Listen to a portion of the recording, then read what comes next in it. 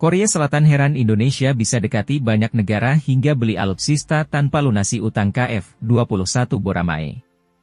Pembelian alutsista yang dilakukan Indonesia dikatakan masih terus berjalan hingga saat ini.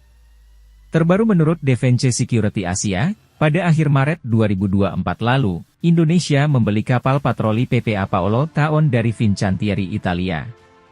Tak hanya itu saja, Indonesia juga baru saja membeli 2 kapal selam kelas Scorpene dari Prancis, pada 3 April 2024. Namun sebelum-sebelumnya Indonesia juga banyak mencapai kesepakatan dan melakukan tawar-menawar berbagai alutsista, mulai di darat, laut, hingga udara. Menurut Asia Pacific Defense Forum, sejak menjabat pada September 2019, Menteri Pertahanan Prabowo Subianto telah beberapa kali mengunjungi negara-negara produsen senjata. Antara lain Amerika Serikat, Tiongkok, Rusia, Korea, Jepang, Prancis, dan Austria dan menyatakan niatnya untuk membeli jet tempur dan kapal selam.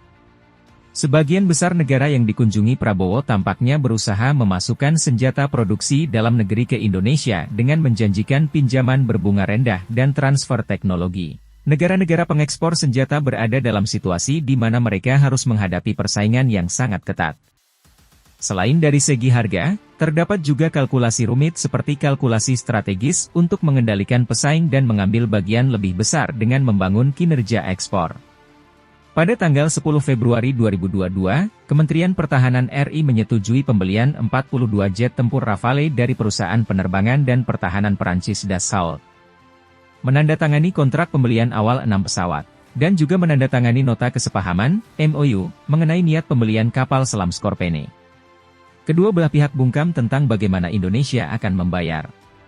Namun para ahli berspekulasi bahwa Perancis mungkin telah memberikan pinjaman berbunga rendah dan jangka panjang.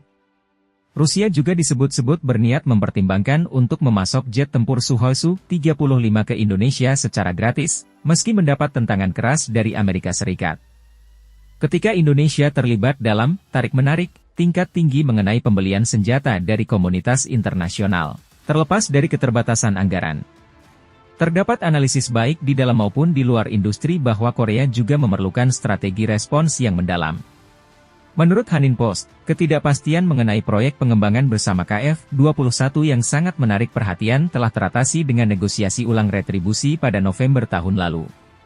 Jeng Yeon-su, Atase Pertahanan di Kedutaan Besar Indonesia, mengatakan, karena pengembangan KF-21 akan selesai pada tahun 2026, impor pesawat tempur Indonesia yang sudah jadi harus dipisahkan dari proyek pengembangan bersama KF-21.